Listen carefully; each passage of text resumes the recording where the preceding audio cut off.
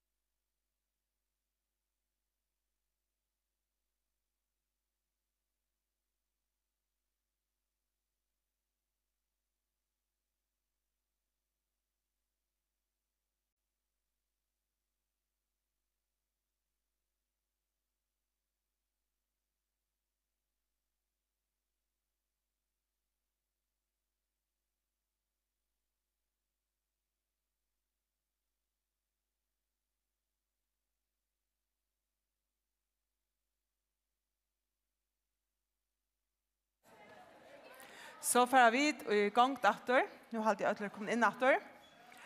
Och vi har valt att bjöa en unga kvinnor vi som heter Maria Nagor Hansen. Tog att Maria hon nog så särlig lika som vi alla till. Men hon hever just allt möjligt i sin unga liv. Hon kunde vi få mynten Maria en 22 år gammal jenta ur Fuglafire. Ja. Hon ständer här i det och för att komma till oss av mig om en löt.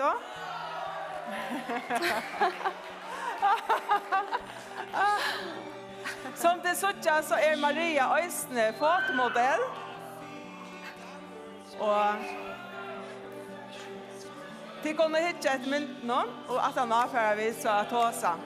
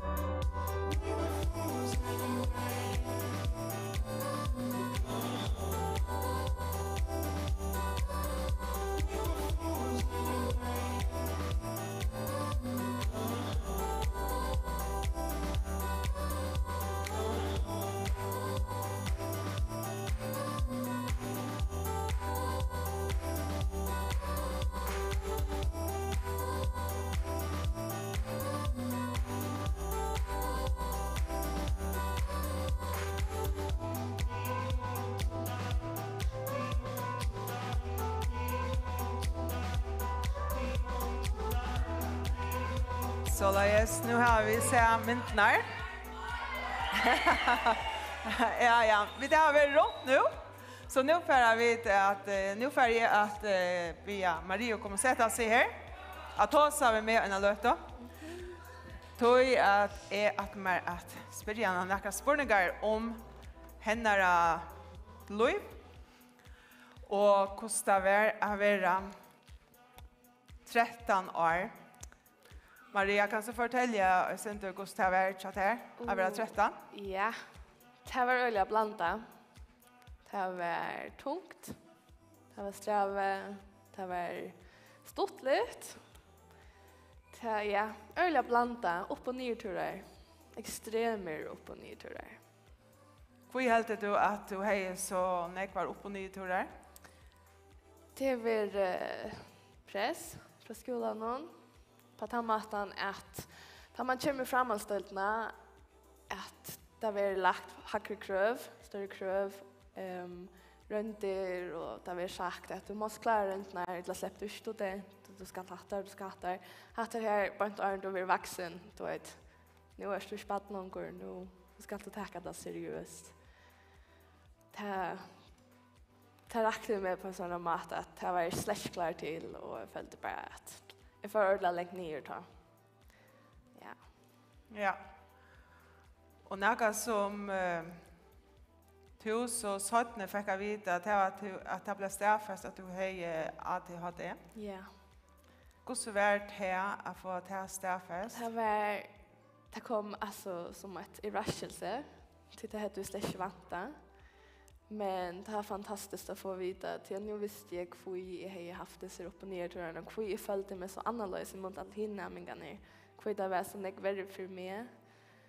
Det är härst för ödl men jag blev deprimerad och det var öliga härst. Så för att jag veta att det var fantastiskt. Jag nu fick hjälp och rådgivning och kunde gå till psykiatri och kontroll och sånt där. Så det var det gott. Ja. Møtte du näkant i öron som har ungdom som hade ADHD? Det gjorde det.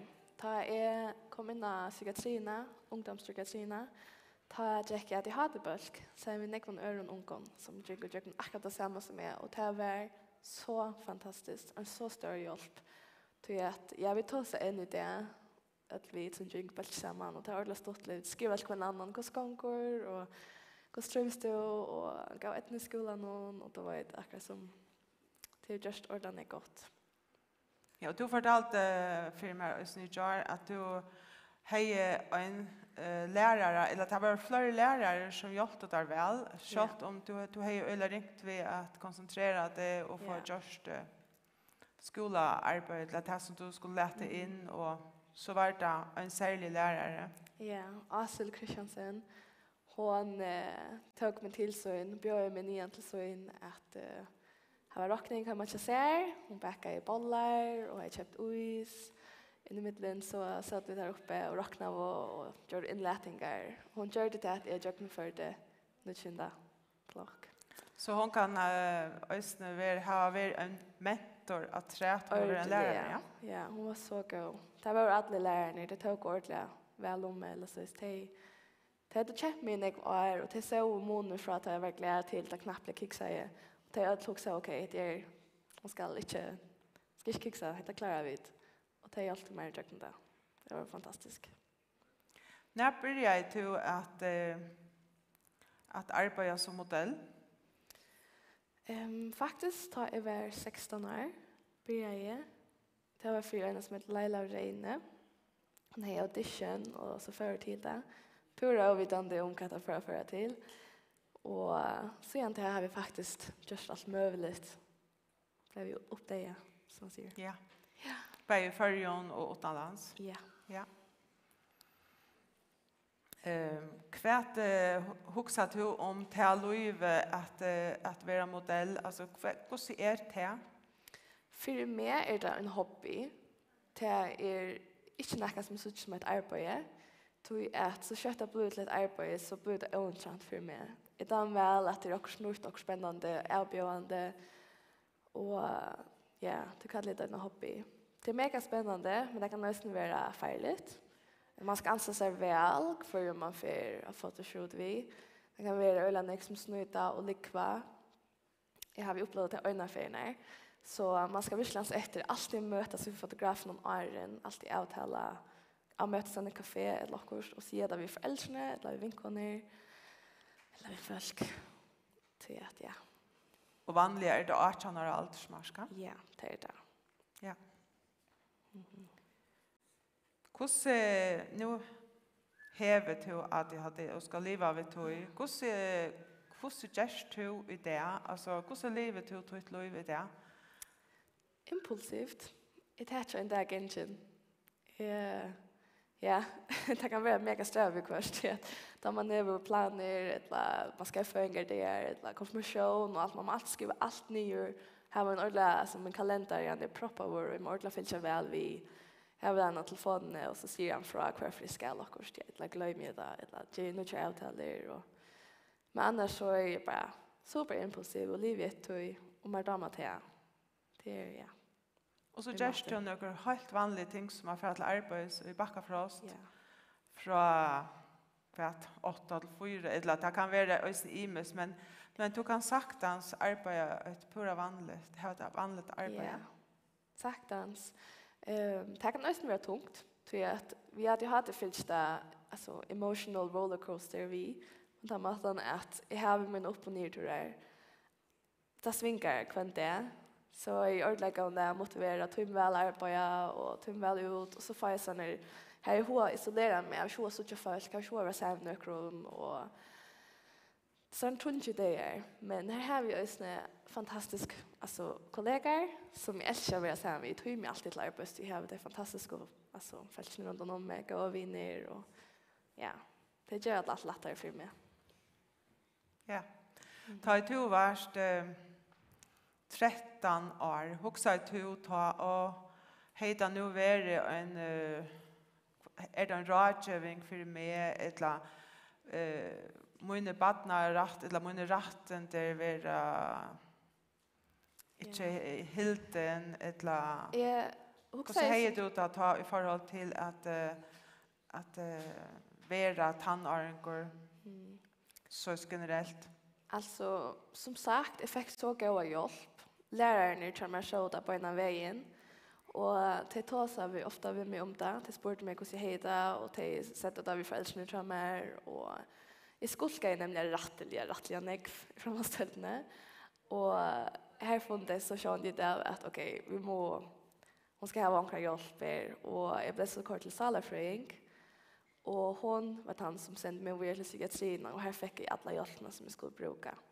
Så här var det, alltså, badnarätten, jag har varit god och jag finner alla till hjälperna jag törva från lärare och från familj och från, ja, allt så tryggt, eller som man säger. Ja, du har hört och virt. Ja, pura.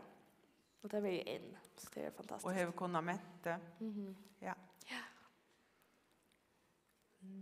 Är det några Anna som du hever lukka som hot til å fortelle som du helder er viktigt att huxa om där man tannarengor och 13 och hur det blir det bättre eller vad är det? Det blir bättre. Kvar från min kommande. Bara att ta en dag engine. Det blir lättare och leva livet och bara ja, jag vet inte. Se att ta sig över folk. Det är okej att köra okej. Och det är okej att följa det som man följer. Och man häver vänner och familj och salafröing, lacknar. Man häver att låta hjälpa man. Kvart vi till dömes till man huxar, vad ska jag göra? Alltså, jag har att jag kan gå i skola, kan jag få mig en utbyggning, kan jag få ett arbete?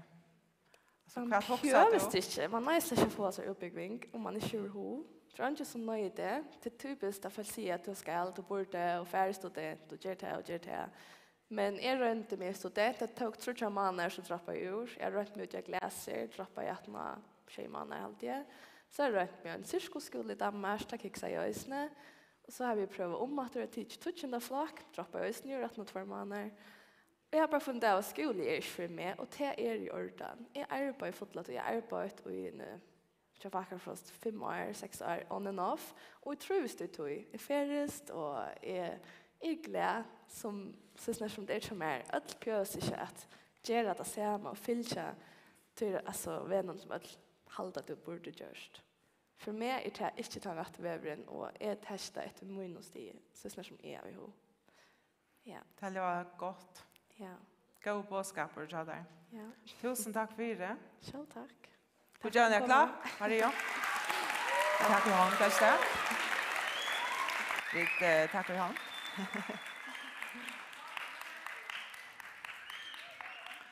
Och då jassan är tar kom ner. Tar sant det här. Ja, du tar ska börja nu. Jag får be jassan när det kommer fram och ge ut dem ett ordens klapp.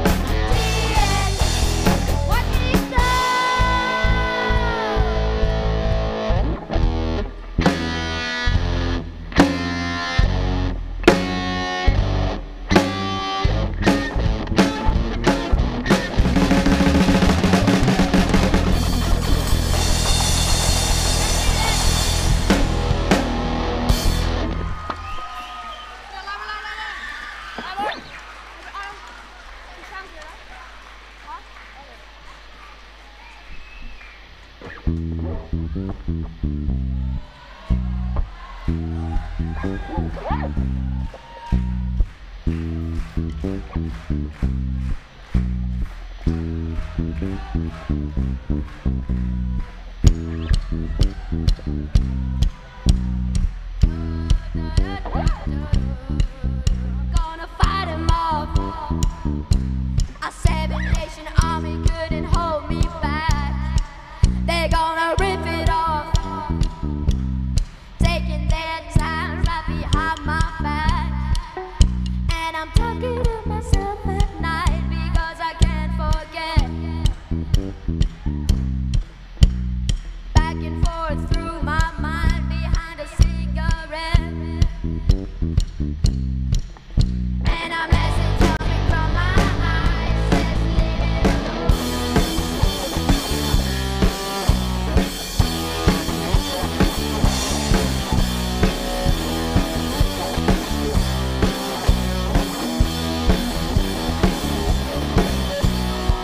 Hear about it. Every single one got a story to tell. Everyone knows about it. From the Queen of England to the Hounds of Hell. And if I got you coming back my way, I'm gonna serve it to you. That ain't what you want to hear, but that's what I'll do. And the feeling coming from my bones, let's fight our home.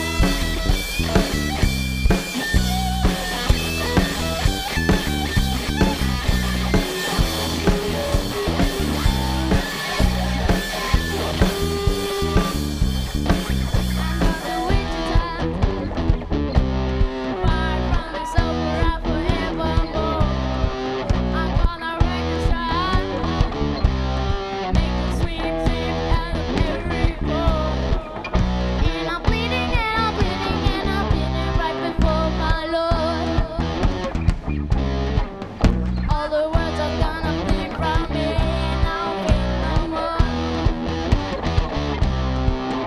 And the stains coming from my blood tell me go back home.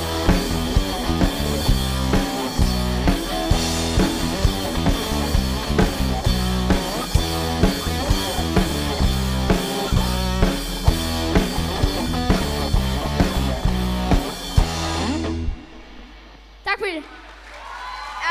Vi tar några stora pauser. Kom till att prata restaurang.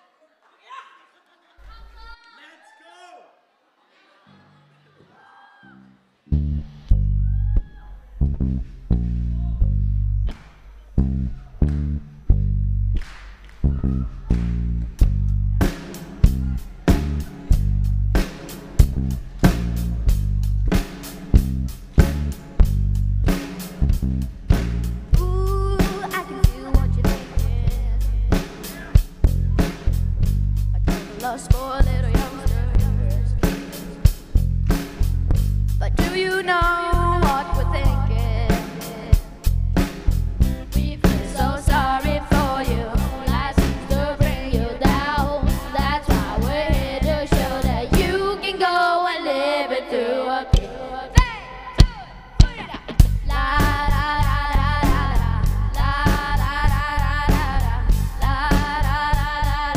You can go and live it through a beat.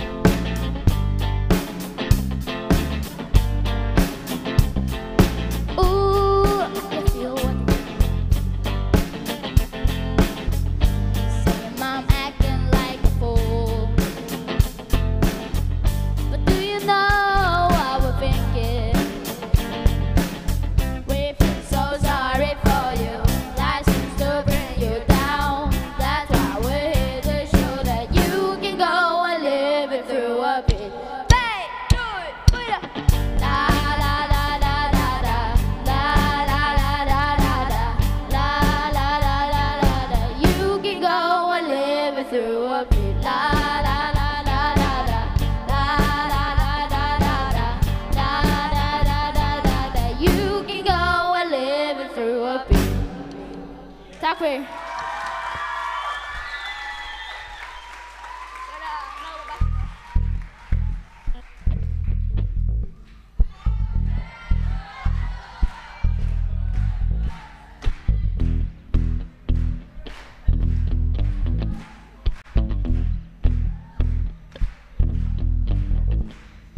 See what's way down the street with the rainbow yellow. Ain't no sound but sound feet. Machine guns ready to go. Already, hey, already for this. So you're hanging on to your seat. Arrows the way the bullets rip. Just arrow beat. Another one bites the dust. Another one bites the dust. And another one gone, and another one gone. Another one bites the dust. Hey, I'm gonna get you too. Another one bites the dust.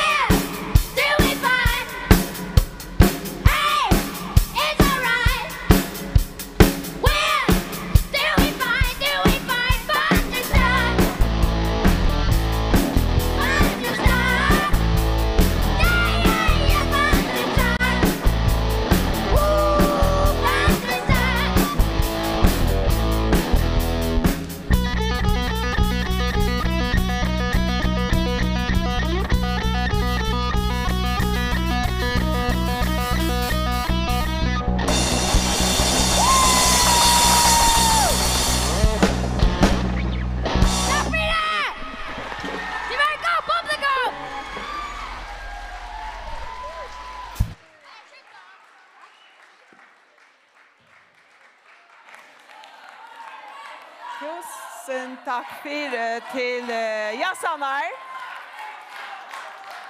Jassanar var øysen vi i fjør, og vi tiltar var så gode ta, at vi hoksa. Vi bidrar atter til neste år, og vi får atra bidrar til neste år. Så spennende det her var det. Det som får hända nu till att Amnesty kommer att fortälja dig om det här en iveskrift som öter mina rätten till ända här till börja.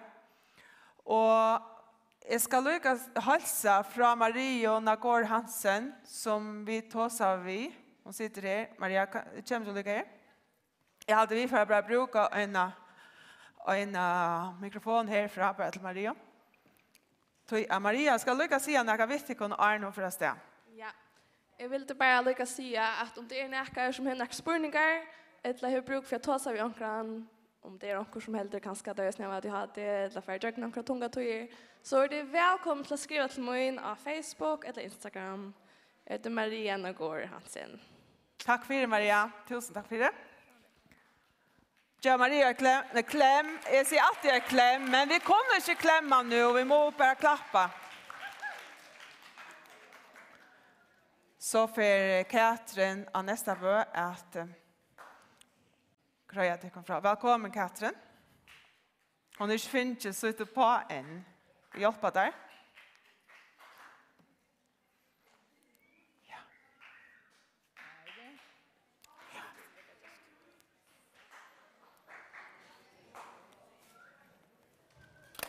Oh my God. Sorry.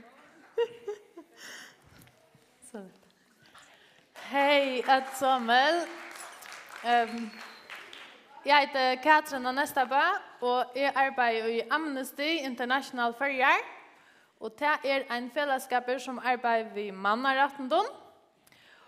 Och det som är för att ta oss om det till eisne när vi bei mannarättende och barnarättende gera som tid har haft om i Atlanta. En ordentligt spännande där. Och när kan de tänka någon som tid har haft om i det snikva sig om ta i ganska en särskild stöva att ta häver samhället avbyrd av att hjälpa en barn som häver törv och omkron det kan vara kunning eller hjälpa forskjellige måter. Och det är ordentligt viktigt och det är en hövudspastor av barnarättende sattmålen att barn har ser rätten till att vara hjälpt om de har törvat det. Men det som är för att oss om det är eisen en annan pastor av barnarättende sattmålen och heter vi rättendom, det är bara ut till dagliga. Bara till dagligt, kvön, den är vi enaste där. Hvordan lever vi hese rättendene? Alltså gerande stavren och rättende, men eisne ta avbyrdene som fylger vi. Så att hese rättendene, barnarättendene, de har vi bara vi avbyrd. Så vi da avbyrd av att ånder eisne har det som rättendene. Och det mestjer att okkara grunnleggjande rättende är inte oändelig. De enda ett sted. Min rätter till att säga min hoksan, han ändrar ett bestämt sted, ta i rättren till någon öron börjar. Och spurningen är så bara, kvar är det? Kvar enda min rättende?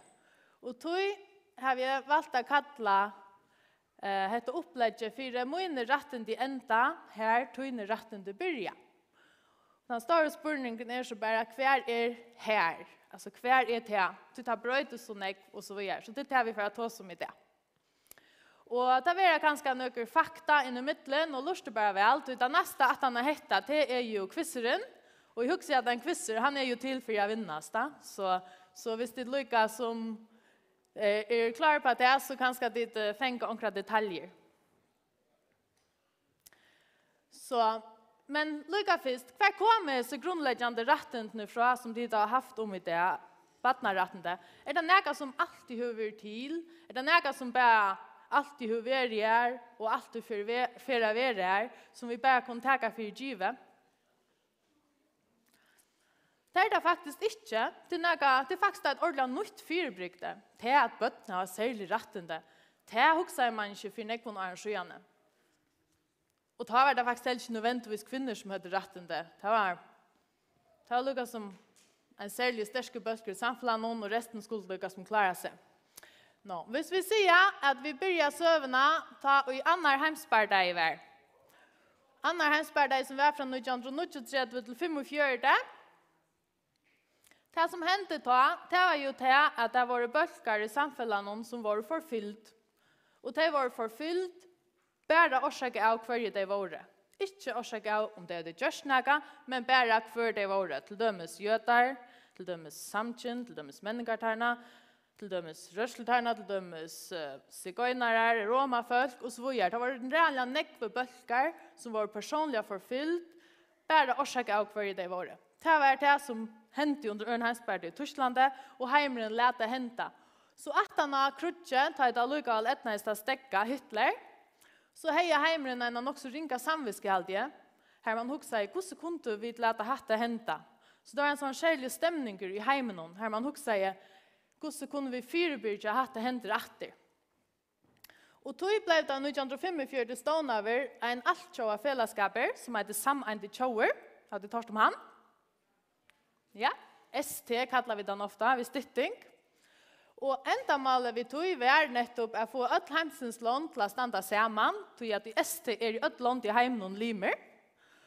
Og man setter seg som mål at si at dette skal ikke hende etter hvordan verveider vi til å skapa vid fri i heimen noen særlig i midtlandland.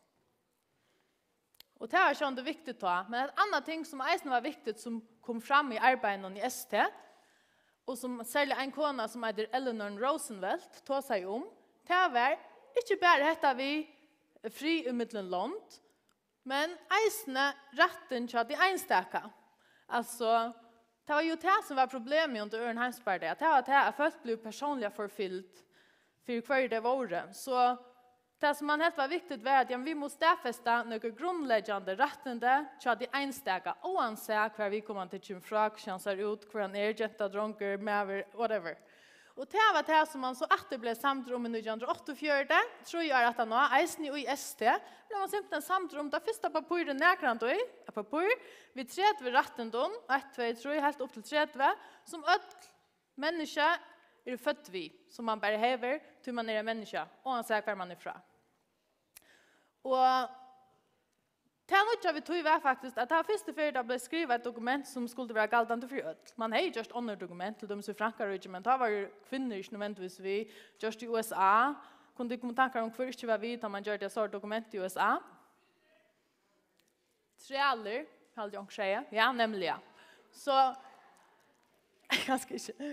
Men lukket vi ikke, og i 1984 ble man så samtidig om meg selv, om rettende og arbeid til de enstaka.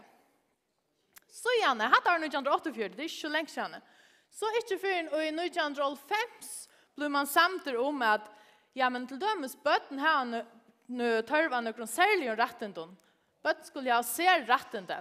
Og det var ikke for 1905. Og det var faktisk et lengt strøy å komme frem til at året ble samt om i sier rettene som tid har haft om i det, som badnerrettene har satt malen trykker, og som et lånt i heimen og faktisk har skrevet under på, og sånt fei. Så lukket som de fleste samt om at bøtt skulle ha det godt. Men jeg vet ikke, allikevel, man kan ikke si at et bøtten i heimen har det godt, da. Nei. Og det er som tog at dette ved rettene er så innviklet, tog at om vi tar med den skjottmalen og lånten jeg skrev under det og just fina lover i landet noen. Hvis vi ikke lever det til daglig, så det jo slett ikke her for dere når man sier hva loven sier. Hvis jeg er i skolen, og jeg kom i skolen, blir helt utenfor, og ikke stopp noe på i, som jeg opplever at jeg vil gjøre demoner, ja, men så opplever jeg ikke dette. Så det faktisk, mitt poeng i det faktisk at disse rettene, det börjar vi här och mer, här och nu, och det är vi som må leva dig. Och hvis vi inte leva dig och skilja dig, så dodgar det ju bara ut. Alltså, det är vi som må trycka det blir vi av er. Det är faktiskt ett nytt fyrbryggde, kan man säga. Nå, hva det så, disse rettene? Det här var vi inne i Ato, så det kunne sitta det som en repetering av det som Jone fra Badnabeta säger i morgon. Man kan säga, alltså badnarrätten av sottmalen, han är 4 trusgreiner, så han är mega längre och omfattande. Men man kan byta han upp i 4. Och det var nästan det som Johnny gjorde, minnas det här. Han bytte upp i 4 bölkar. Den ena bölkaren, Teres ner, som hända gentan stendur fyra, att släppa på i. Att öll hava jaunbjóðsrættindi til lukka som at sleppa på i og ikke være hilden utanfyrir eller at det vil gjøre moner, missmoner, diskriminasjon. Det er den ene bølgeren av rættendon, og så er det den andre bølgeren av rættendon som hesebeie, bøttene tås om. Hendan gentan sier oppæling og trygg virkskifte. Og til alt dette vi grunnleggjande luftskrøv og det som er badne og brukfyre, omkran at det seg av einon, foreldre eller omkran annan, og være varter her nere fra herskapet og agentje og så videre. Og det som nekka du som tid har haft om i det snur seg om, eller nekka du snur seg om her, er at ta okkurs vi oppæling, eller det okkurs kjærlige hendingar, eller okkurs så har man rett til at alltså hvis foreldre eller at de som rundt om baden ikke mekna det, så må samfunnet trekke inn og rette opp at det eller det være her. Det er heseberretten.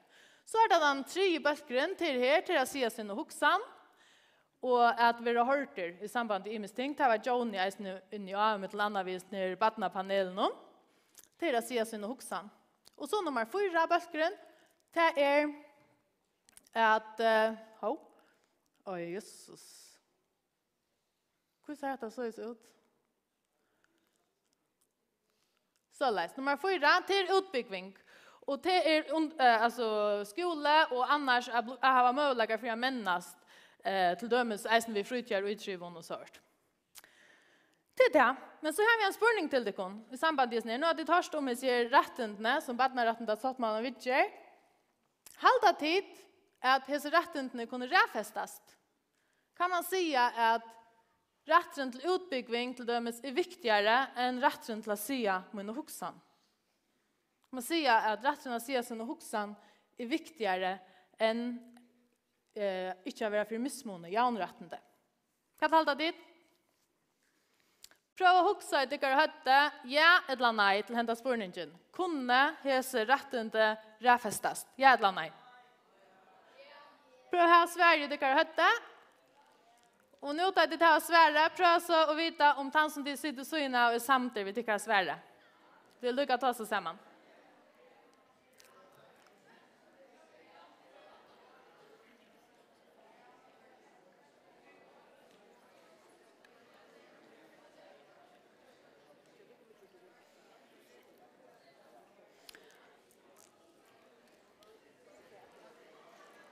Okej, så har de haft en lötiga tåsa. Så får jag lyckas börja det kon. Kvart kom dit fram till. Kunde det räfästas? Det som sa det ja, kon går hånden upp. Onkel halda ja, det kunde räfästas. Det var också viktigt än ett annat. Är det några som hade nej? Det kunde inte räfästas? Ja. Okej, jag hade ganska det. Jag ser inte flera som sa nej. Det kunde inte räfästas. Och det rätta Sverige är nej.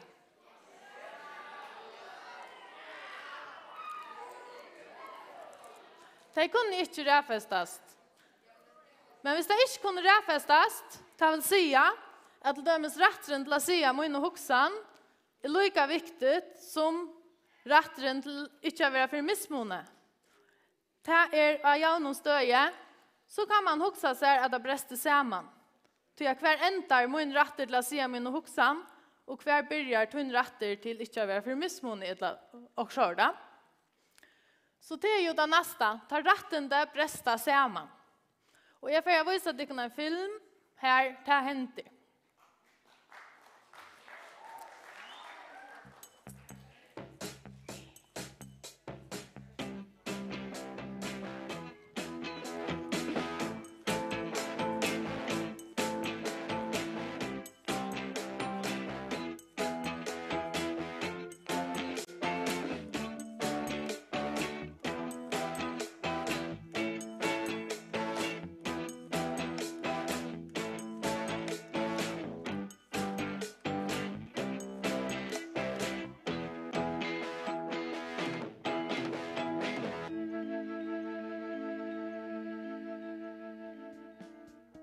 Klokken er 08:13. Kvinden i vores historie har bestemt sig for, at eleverne skal have nye pladser. Det er altid godt at ryste klassen sammen på ny en gang imellem. Hendes morfar sagde altid, at en fremmed blot er en ven, man endnu ikke har mødt. Anna tæller eleverne. Der er 10. Det passer med, at de kan sidde 2 og 2 ved de 5 borde i klassen. Anna starter med at annoncere, at i dag skal alle have nye pladser. Anna beder alle rejse sig fra deres pladser og sætte sig ved en ny plads, ved et nyt bord og med en ny sidekammerat.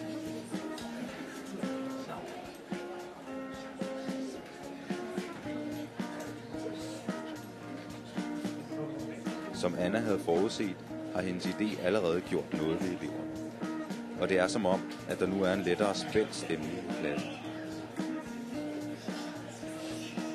Der er meget på spil, når man skal finde en ny plads og en ny sidekammerat. Det er en alvorlig sag, tænker Anna. Der forhandles, og der skabes og brydes alliancer. Et nodestativ kan også være en fin sidekammerat. Det er morsomt, og det griner alle i klassen længe af.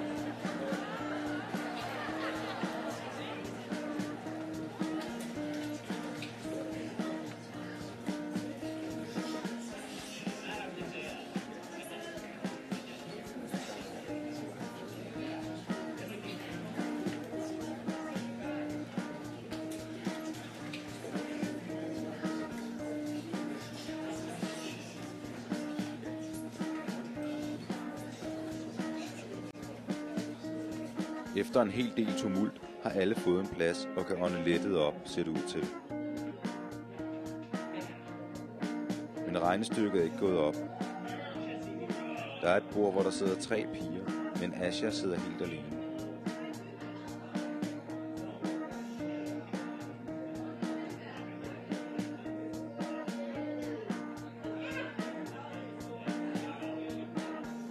Anna spørger, hvorfor der sidder 3 elever ved samme bord.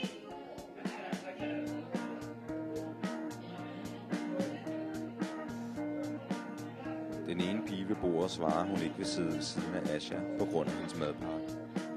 Den lugter, synes hun.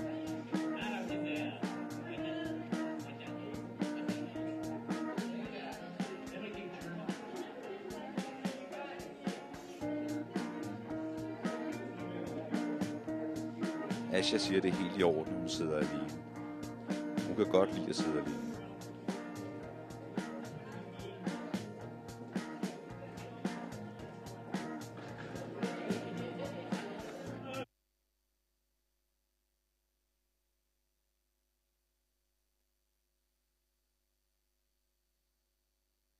Ja.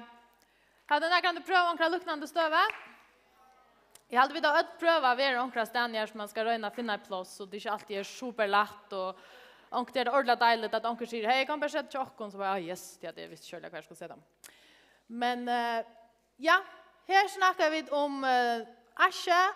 Hon heter det här vi att rätten att släppa på i och inte att vara gjord missmon i måte. Och så är det hinjäntan, jag vet inte om hon heter namn, minns det inte. Hon sier såleis.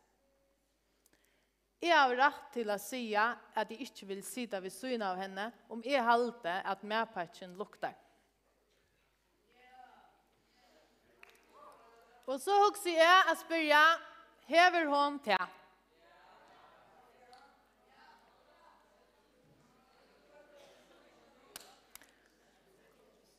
Ja, hvordan jeg sier ja?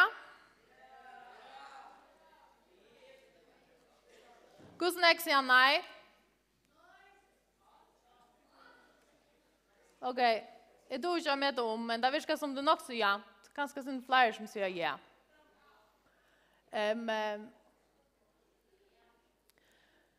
Altså, nu har det jo haft nok snakk om at vi har bøtskover og hørta, og man kan si sin hoksan.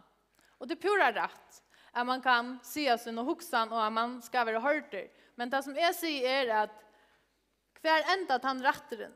Da tannratteren gjør seg inn av en annan, så må man meta om. Og i mån til, hva er en god grunn til at man ikke vil si det syn av omkron? At man kører omkron borsjord, eller udom, eller hva er en no-go grunn? Altså, her vil de personlig ha sagt at en medpakke lukter, men en medpakke ikke øtlen lukter, så det er ikke ordentlig næka. Og Hvis man samarbeider ved at vi tar ballastikk eller et eller annet, så du kan ikke være pjøyt, du stuttar, eller du lengtar, eller du rettar, eller du stuttbein, eller lengbein. Det pura liksom ikke en særlig god grunn. Da. Så dette kan nok samarbeides til de evige ikke noe god grunn. Men hvis man skal huske om hva det er en god grunn, til at man ikke kunne sitte syne av omkron. Her husker jeg eteldømmes at hvis han som sitter syne og tåser alle tog i, eller teker alle mine penner, så kan jeg først lusta eller skriva og ta en trobladje. Og i tog før noen så kunne man sjående sagt det, men det er kanskje vel smertast å sagt det ved læreren. Og jeg akkurat stund. Men det har kun tid selv vi huksa vi gjør om. Så atler jeg at for at neste evne som snur seg mer om de kroppslige rettendene. Altså, min kropper, min rettende. Og hver enda og byrja til. I atler jeg byrja ved å gjøre lyd i øvelse, så atler jeg få en 20-15 av dere om man her er genga. Og det er ordentlig lyd i passe, så bare de første 15 til slipper. Ja, kom bare. Noe. Så snart cirka så leis. Nå reiser flere ikke. Ja, det må gjerne komme om man som har restet opp, men... Ja, super. Ja, deilig. Vi der nå. Hette det. Yes. Super. Og øvelse ganger ut på at vi gengar bare rundt her. Bak her, rundt i midten hver annan her. Vi gengar en og en rundt her bare. Gengar rundt, så leis. Yes. Ja. Vi gengar rundt her. Stille og roligt. Og så leis. Og så nå skulle de fære 2 og 2 sammen. De bjør oss ikke for så tatt sammen. Stille at dere, Rikke mot Rikke, du være sammen med meg? Eller er det noen annen? Ja, kom. Så er det Rikke mot Rikke, så vi ser. Her var et langt bra. Ja, standa dit. Og husk jo om hver standa beinene til at dere, der de standa så leis. Og så får jeg be at dere vender dere vi, og lade beinene standa akkurat samme sted. Bare at de vender dere vi. Så leis. Ja, hva sier de da? Sin tatt. Nå kan de stille dere så de føler at det blir heiligt. Hvis de til ganske sin søs. Hva er det blir heiligt? Her stod. Vil du bare her? Kom bare her. Du kommer her. Så leis. Yes. Hva sier det blir heiligt? Yes, så leis. Og som de sitter her, så standa de så leis, og det er ganske litt som dramoni av eisene, hvordan tatt de standa. Det kan være at du også gjør hvordan vel de kjennes. Hvordan de, ja. Men poenget er at de kroppslige rettendene, de begynner og enda ikke nødvendigvis ved akkurat kroppen. De enda ångstene her ute i luftene. Ja? Og til reisen tog jeg at det er ganske så trupult at vite hver er mot kroppslige marsk. Så det er ångstene her i luften, ja. Onket vi kan da være tattere, og onket vi er langer fra alt etter hver man er. Hvis vi til dømes forstår dere en dag, her som jeg tar bussen, jeg skal gjerne svømme. Så tar jeg bussen, så fer jeg inn i bussen, og bussen er fotler, og jeg sier ikke, jeg har akkurat et plass til min, så jeg krasjte med å sette meg i bussen, og helt her, og sitter ganske nok tatt, og kommer jeg sitte ved siden av en mann som er 35 år eldre enn jeg, men lett ikke akkurat sånn jeg ut der, jeg sitter bare her, vi tar øksløksla, tror ok, jeg er bare glad jeg finner plass. Så fer jeg ned igjen, jeg har bussen i svømmehyllen, og så fer jeg svømme, og så skal jeg boblebæ, og da jeg kom boblebæ, akkurat sammen med over eisen her, i boblebæn. Sammen med over, 15 minutter at han har oppkjøret, men nå er vi ikke hod til å sitte økstløks ved Hanna. Det er som, nå står han en ånder, så nå er det bare sånn, jeg alltid vil slett ikke av hod å sitte, altså boblebæn, ta han ned her, eller så. Så tar jeg støvanbrøyt. Nå får jeg hjem over Sjømylen, at vi bussen, for bussen, deilig, tar nekkplass, og ikke ned bussen, setter den ned. Neste busstoppsted, kommer jeg over noe på i. Og det som han gjør, han setter seg bare til synet til meg. Og det er også bare, hvorfor setter de her sånn jeg underplås. Så det der, hvordan sier jeg til at jeg faktisk ikke alltid han skal sette seg her. At hei, du kan sette deg omkring han er her nekkplås. Til dømes kunne jeg sagt det. Men det er ganske ringt å si at du ikke være ohøflig. Jeg vil gjerne være fitt og vinnerlig, ja. Og i timens støven det nemlig nok så viktig at man akkurat som fornemmer hva sier min kjensla bare nå, og så bare si det akkurat som det er. Det ordentlig, hvis du har sett her ivrig, jeg vil gjerne ha bedre plass. Og det kan nemlig være sin ringt ångtøy. Men det her var bare i forhold til bussen og så videre, kanskje ikke så alvarsamt. Men allikevel kan det oppleves for meg som øyla, strave. Hvis man så husker til vågjere og husker at kväves nu det handlar om att klämmas eller att mossas, så kan det upplevas ännu mer allvarsamt. Och jag har en film som handlar om det. Han får att söka och tid är välkommen att sätta dig kom.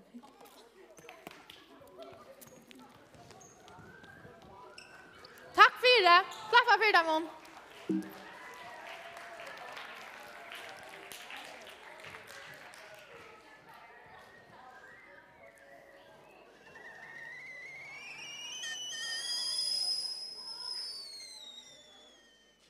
Har du framvegis trobelagar vid samtykke, og jeg mener det så i stegen at heldre enn å legge opp til 6, så bjør du vi kommande en kopp av te.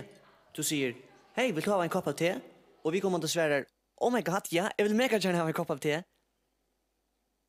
Så varst du at jeg vil ha en kopp av te. Og om du sier, hei, vil du ha en kopp av te? Og du er ivast og sverar, nei, jeg er ikke helt sikker. Så kan du gjøre dem en kopp av te, eller ikke, men det kan sjå det vel være at jeg ikke drekker det. Og hetta den tydninga mikli pastoren. Ikke tvinga vi kommande å drekka det. Bare tog at du gjør det vi kommande til, så merker det ikke at du har rett til å sutja vi kommande drekka det. Og sier deg, nei takk. Så gjør de man ikke til. La bare være ved å gjøre dem til i behøver. Ikke nøye deg å drekka til, ikke ilskast til vi kommande ikke vil heva til. Vi kommande vil einfalt ikke heva til, ok? Det sier møvliga, ja takk, til vinner litt der, men da tegi klart, så vil vi kommande kanskje slett ikke heva tegi i behøver. Det kan sjående være at du vil sindre arger eller arg, til nå har du gjørst der omvendt å gjøre tegi, men vi kommande skal under ångon omstøvun drekka tegi om vi kommande ikke tøyme det. Det vil de hava tegi, nå vil jeg det ikke. Folk kunne brøda meining med en kjedel en kokar, tegi ver bridja og mjölk ver kordui, og til det leie at folk brøda meining. Og du har heller ikke rett til å hitje etter vi kommande med en han, eller hån drekka tegi. Og det utan vid, ikke gjøre dem en tegi. Folk som utan vid vilja slett ikke hava te. Og de kunne heller ikke svære spørningen, vil du hava te? Til de ikke vi vid. Om onkur takkar ja til te heima til her sørsta leier det, mest rett ikke at de vil hava te atla tøyma. De vil ikke at du kommer ovanta fram vid til deimon, gjør dem om te og nøy det å drekka det og sier, ja, men du vil ha te i sørste vike. Eller at de vakner av at du heller te i munnen av deimon og sier, men du vil hava te i gjørskvalde. Om du skiljer hvordan skudbort det at nøye folk er få seg til at de ikke vil hava te, og du skiljer til folk ikke vil hava te, hvordan ringt det så at det kommer til 6? Om talan om te eller 6, samtidig hever alt at sia. Nå da det sagt, så får jeg gjøre mer en kopp av te.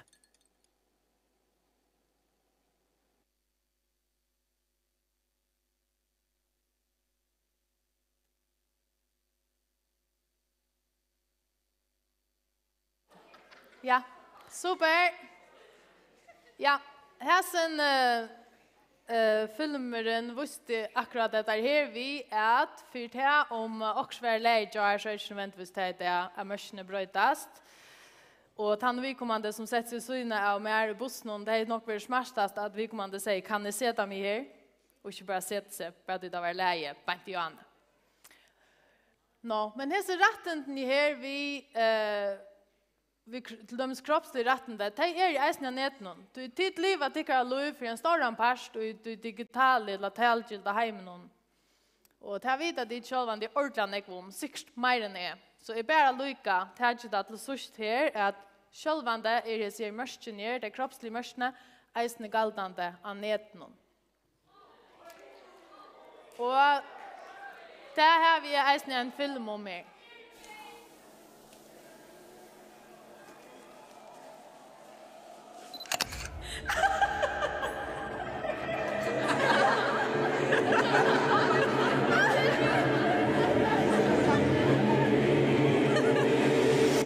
Gosse hei tu hafta. Mynd krever samtykke.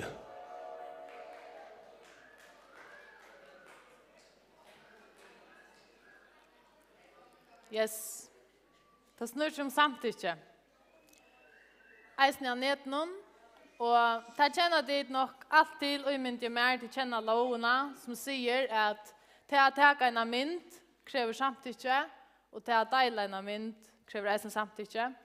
Og til at oppleve seg kroppslig retten til å være bråten, og til at oppleve til at en mynd av en selv vil tidsen, uten man yngste da, eller at de vil delt. Det oppleves lika, kanskje verre, kränkande än i det verkliga livet. Och det huxar man, jag vet inte om man huxar om det, men så läsnar det till och då är det så allvarsamt. Och till det så är jag inte ta så mer om det, men bara säga att hvis det vill veta mer om det så är det några gå och filmer om det de är inne i Slette, www.slette.dk. Och rådgivning till det är viktigt där man, hvis man upplever också liknande, är man inte helt där för sig själva, men nettopp söker rådgivning och stanna beina vägen så man får veta akkurat hur det bäst är att föra fram.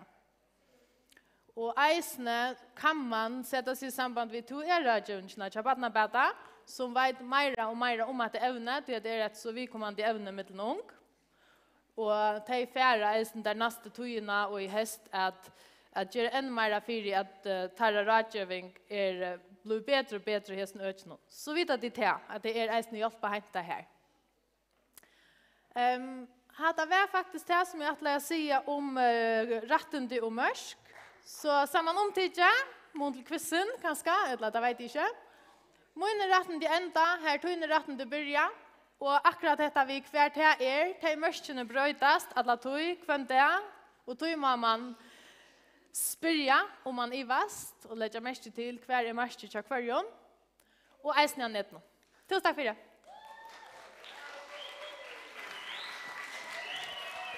Tusen tack för det, Katrin och tid från Amnesty. Sera viktigt och vi kommer till information till oss.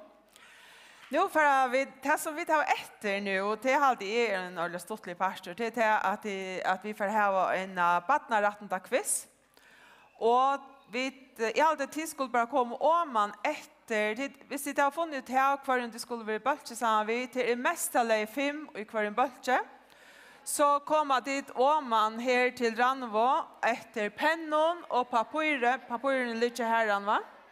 Papiren ligger här i vre av borna. Och till ett papir till kvann balk. Och det skulle finna att det kan balka navn ösne. I mestalla är 5 och en balke. Ja. Ja, sakta. Så man kan gott vara 4. Nej. Det säger att han har.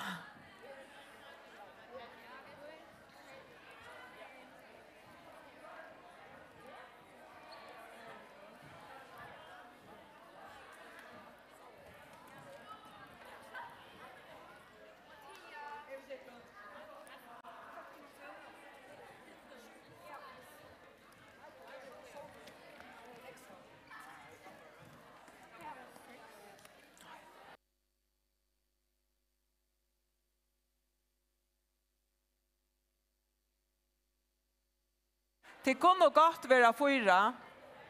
Tror jag. Det kunde gott. Det kunde dela det kunde upp. Det ber inte till att vara fler än 5 och en bultj.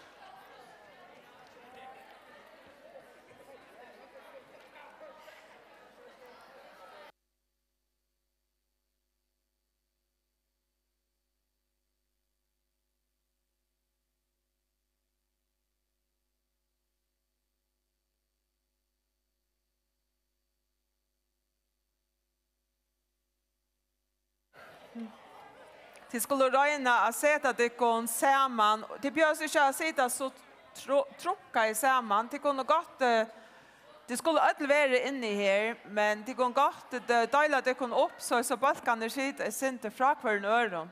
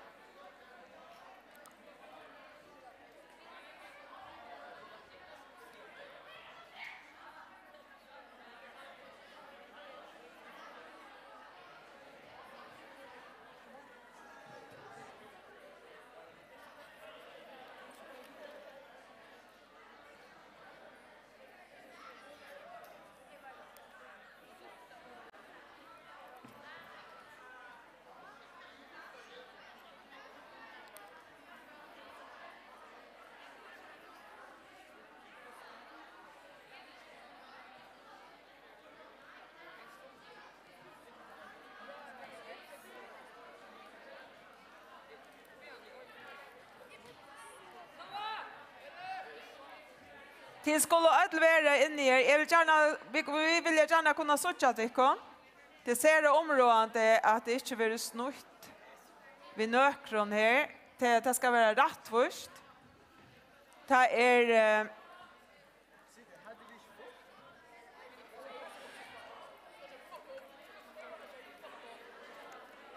Det må finna dekkara plats nu till att tøyen gånger.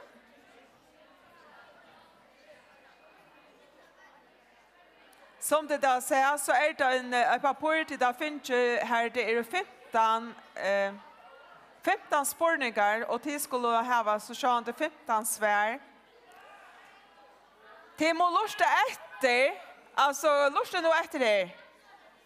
Vi skulle ha fri i rummet. Och det som de skulle göra det är att de arbetar samman i balknon och de skulle huxa om hur så hastigt eller hur tid tås att det av mittlen till att de måste hinna måste höra det som de säger. Det så för att hej ösne att få det rätt. Nu skulle de kappas och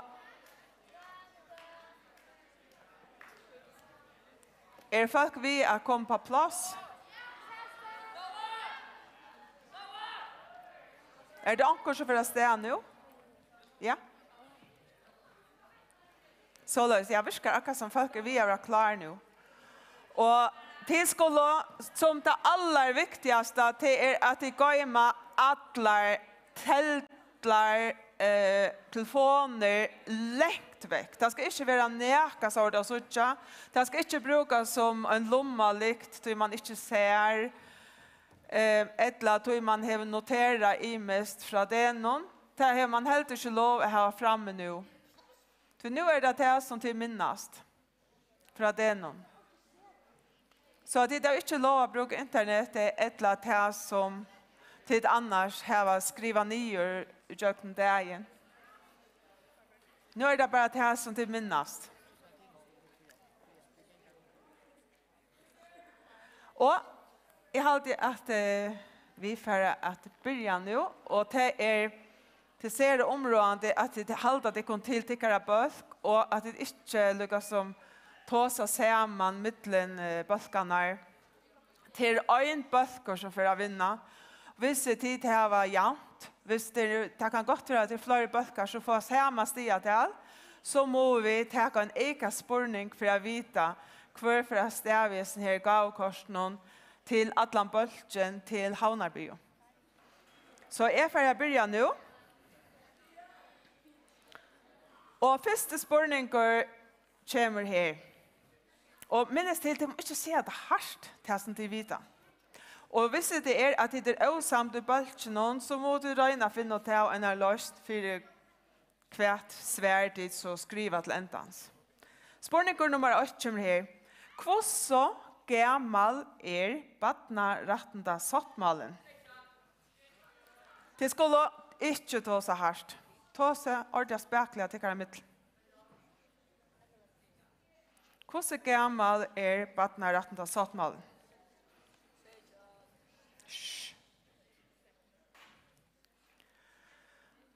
Hvis balkar, eller hvis en balkar brukar internetet, så må balkaren fære ur kappingen.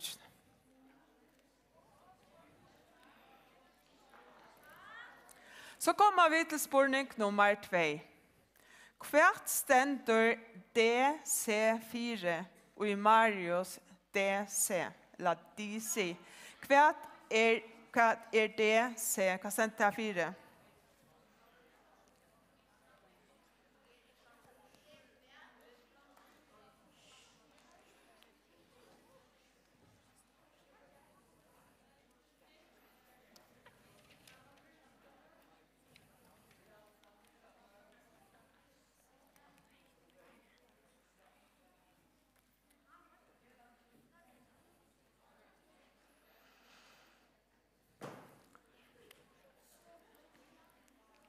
Så færer vi til spurning nummer 3.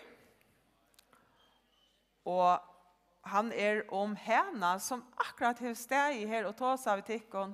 Hon fra Amnesty. Hvordan øyter hon? Hon som underviste til hon akkurat nu, Arjen Spornakappen börjar. Hvordan øyter han kvinnan?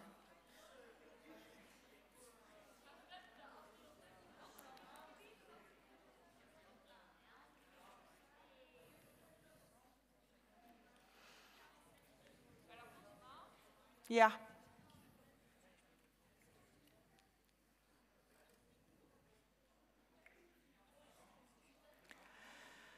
Så får vi vidare. Vi får till spårning nummer 4.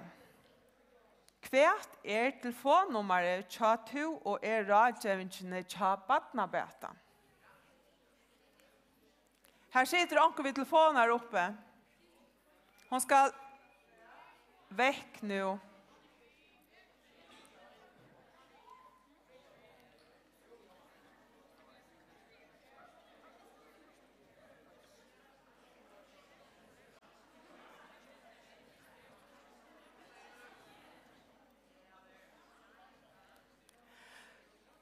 Så får vi vidare. Vi får till spårning nummer 5. Hvordan nekbøtt i førjon liva i familjen vi rustruppløykon? Hvordan nekbøtt det til? Til en stor bølger, eller størst hel. Hvordan nekbøtt i førjon liva i familjen vi rustruppløykon?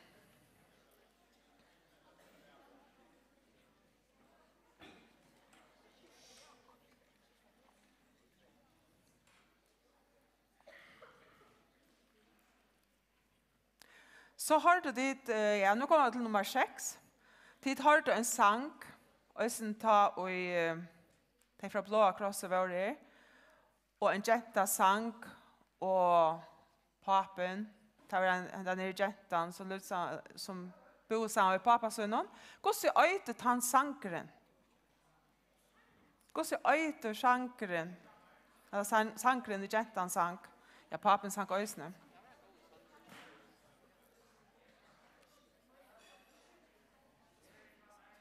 Han har et stort høyte, hesten sjankeren. Ordentlig stort.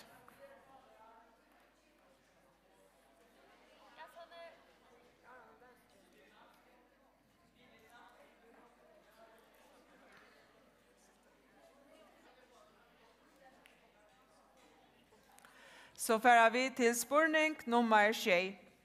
Hvert år byrjar jeg bæren sitt virksomme. Hvert år var det at jeg byrjar og vi bærer noen.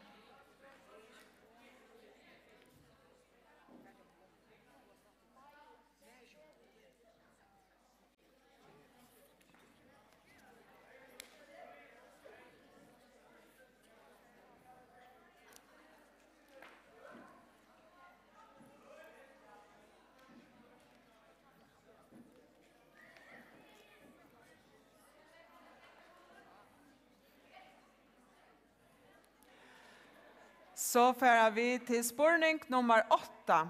Nu færer vi til Marius DC. Tog han vann en kapping sørste vikeskifte.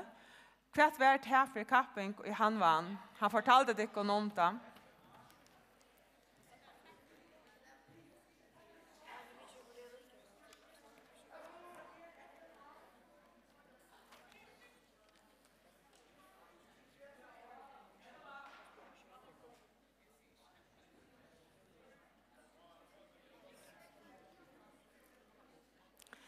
Så fører vi til spurning nummer 9, og han fra framlønne Tja Badnabeta. Og det var til så en film om en agent, og han fortalte om mentorskipene. Så var det en agenta, og så har hun en rikv, og så har hun en talersk, og noen få bollar, og så kom fullt av bollen. Hvordan øytet han agentan i filmen? Det ræver om at de tida her oppe, så det handlar ikke om at ødt skulle få til å vite som tid halta. Så skriver det helt nye.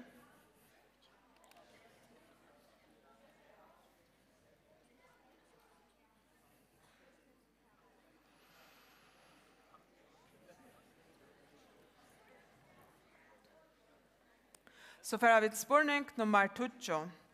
Hvordan lange man baden sambart este badnaraten av sattmalen?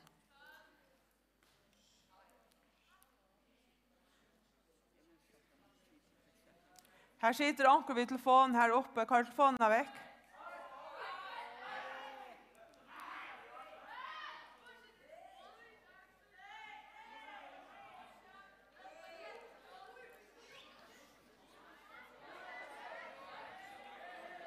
Så då får vi börja tid. Det kommer bara lära ut hur telefonen är väck. Jag har sagt det så ofta nu.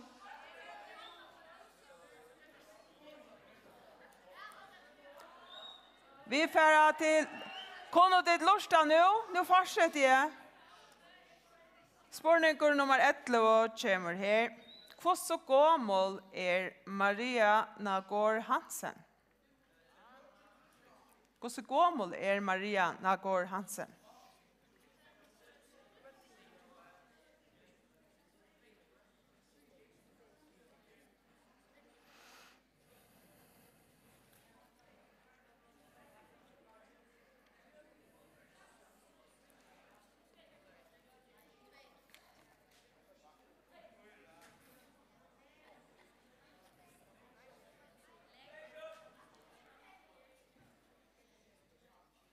Så får vi til spurning nummer 12. Og dette her er noe som til mulig bare må gyte at det kom til. Tog at jassene er 12 år.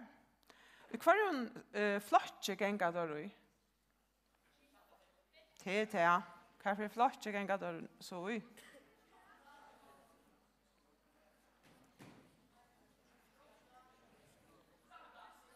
Jeg halte at anker er 11. Onkel Adam er 11, men det er ikke samme flott.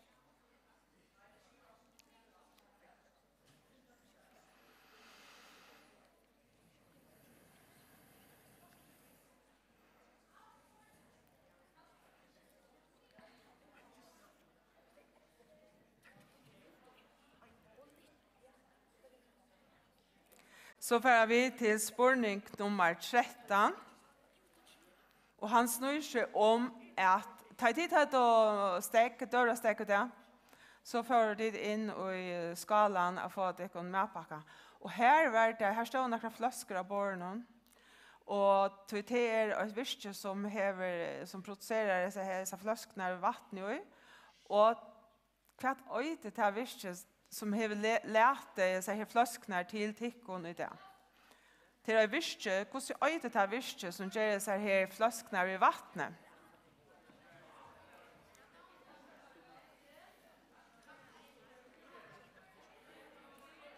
Onkel har kanskje onkra flaskor her.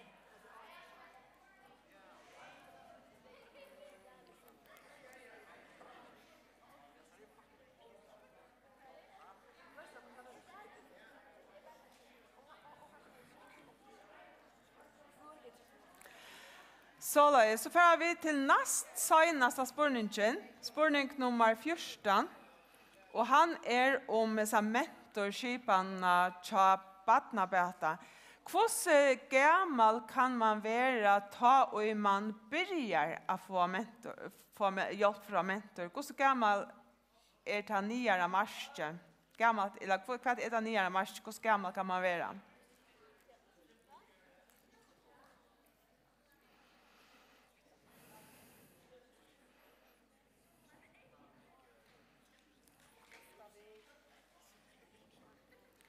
Og så kommer vi til den seneste spurningen. Hvordan gammel var Døg Nånskjegv ta hun ta papi henne av døye? Hvordan gammel var Døg ta papi henne av døye?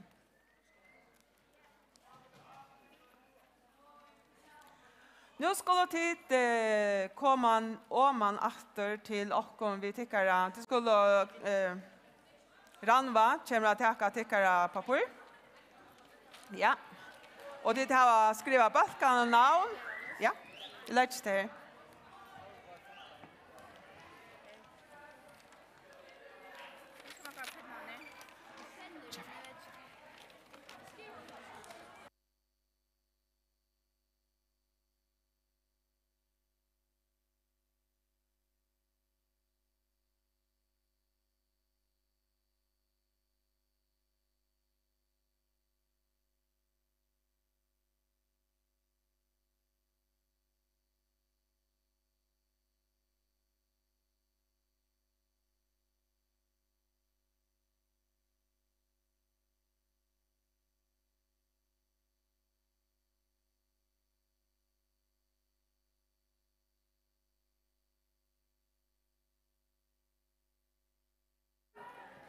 Har ödlat in. Det skulle lata in nu. Tack.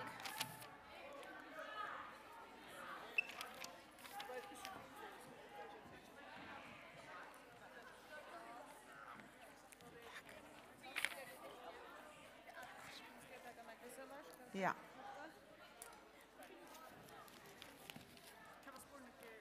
Ja, se.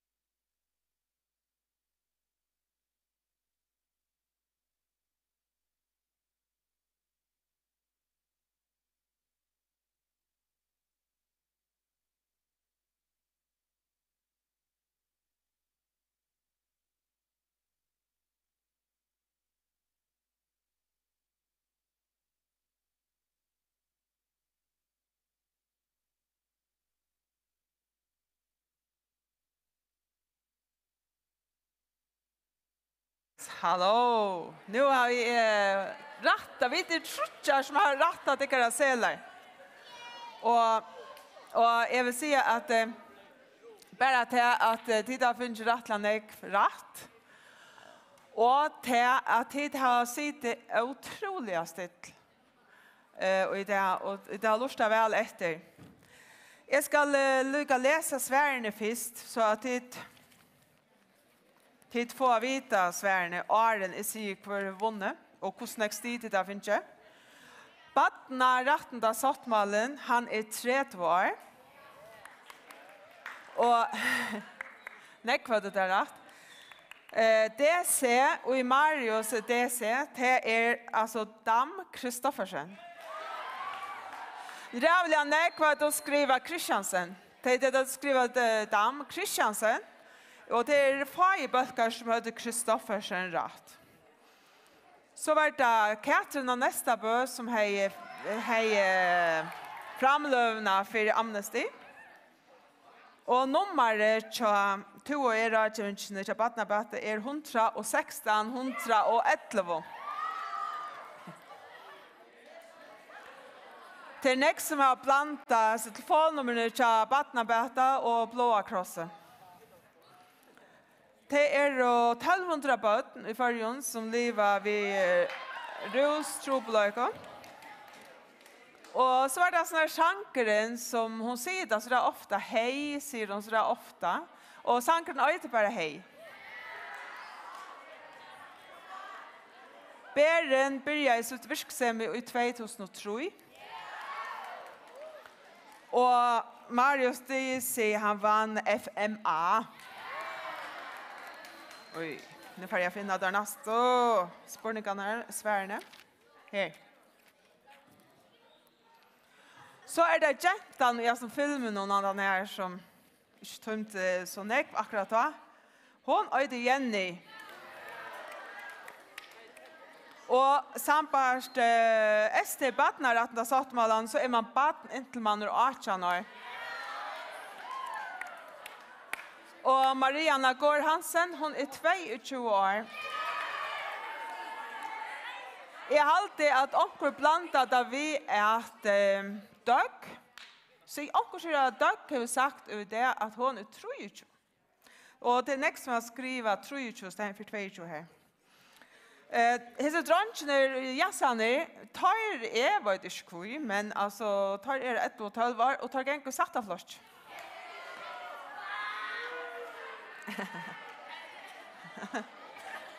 Och vad var det så? Så var det där här kyrve som ständer av flaskan. Det är kyrve som har lärt det kon vattnet som tittar och drusche och i det. Och vad var det mer om ja och så är det hur så gammal man kan vara att man kan börja att be om hjälp från en mentor och till 12. Och Doug var 8 år ta pappa henne att dö. Nu är det spännande.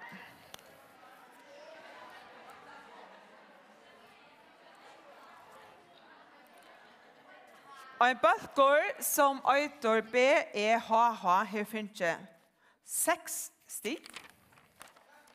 Och så ständer One, Aaron, Sonny och Alfred har funnit 60. Jassan är 2.0 har funnit 60. Och Osta Haps har funnit 60. Og Dream Team har funnit 8 stig. Frikadellerna har funnit 20 stig. I allt det är näppa siltnar. Har funnit 20 stig. Og Team WA har funnit 8 stig. Og Coke har funnit 8 stig. DJ K MS har funnit 8 stig. Crackheads har funnit 9 stig. Og Bra og Barbara og Mikaela Maria og Sölja P har funnit 20 stig. Og så det Stranda Girls, jeg finner tuttosti. Og Marius DC Gang, jeg finner tuttosti. Og Iris fikk tuttosti. Smølfaner finner tuttosti.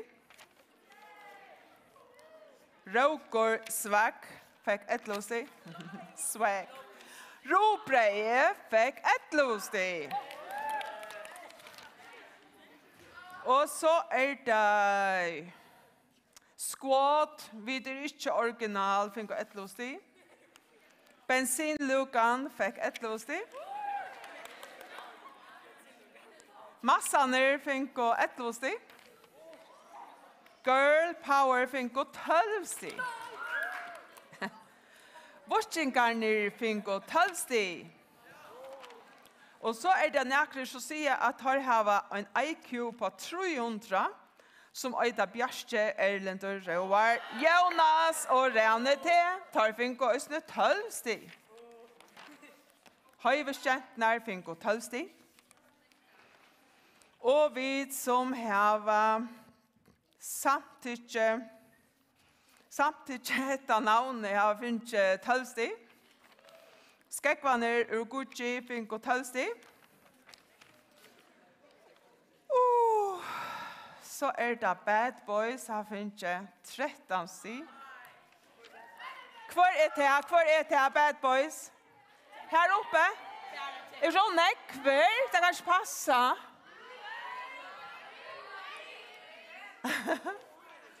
Og så en balker som heter Cream Life Caramel. Hvor det? Kom! Tar jeg også finner 13 sti. Det vil si, og åndene finner 14 eller 15. Det vil si at de må få en eka spørning fra meg. De må komme nye her. De må komme nye her som har 13 sti. Det kan ikke passe at det kommer en touch herfra. Hæ? Nei, det skal ikke ned her. Det de som I balten nå. Det da? Hva det ditt? Bad Boys. Ja, de skal stå her og ha en penn. Som vi har glemt. Det først at det var en label. Jesus. Jeg sier det 15. Ja. Det en her en balker som mangler at hva sier jeg dit? En balker som et papir har lie av gulven og her. Og hva har han vært? Ja. Hver en balker som heter Trygve Samuelsen? Det ditt 5? De skulle også komme fram her. Kanskje. Og tid få nå det noen seler her, en tomme seler ångstene. Nekker som etter. Så tid få nemlig en noen sel å skrive på I tersparatorien også. Og til skulle ha en eka spørning fra meg, og jeg håper at jeg finner en eka spørning nå.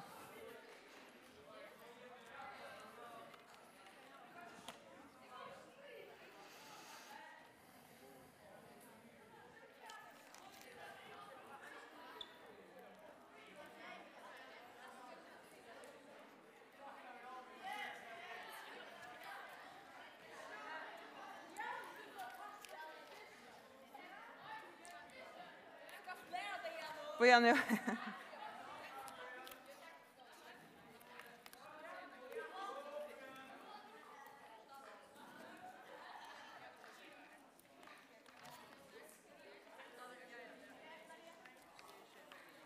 Nu det klart. Det må ha pennar mot det här. Här det. Titta här var penn. Titta här finns penn. Ja. Kan vi tycka om? Stå I balken nu? Han I balken nu? Ja. Ja. Okej.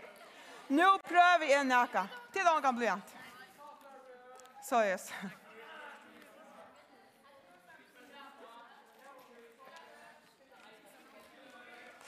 Ja, nu får jeg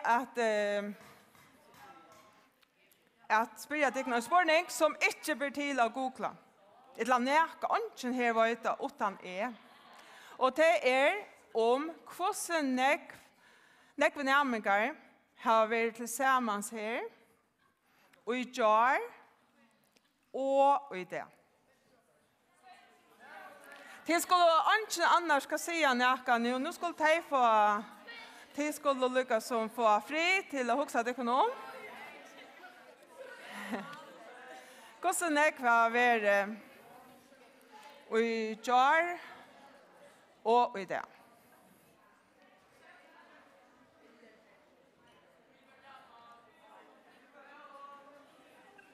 Han som nærmast vi tar ratta Sverre vinner. Jeg råkner ikke vi når jeg skriver ordentlig rett her. Til smekka okkurs godt tal til. Ta den første balkeren i livet, så skulle hinne være livet.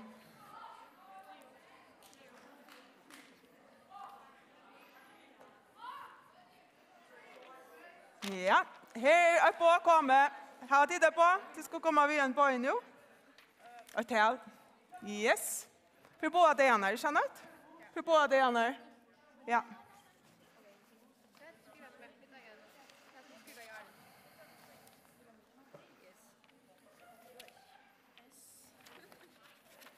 Ja, det en balkor som heter Bad Boys, som sier at det var 400. Og en balkor som heter Cream Okkurst, sier 200. Og en balkor som heter Trygve Samuelsen, som sier at det var 620. Og det har vært 406. Det vil si at Bad Boys hva en skole kommer dit fra? Hva en skole dit fra? Skolan av Fløton. Bad Boys fra skolan av Fløton har vunnet disse her kappingsene. Og jeg vil takke Tikkon Øtlund for en god kapping og en god dag her i Norrlandhusen. Tusen takk for det.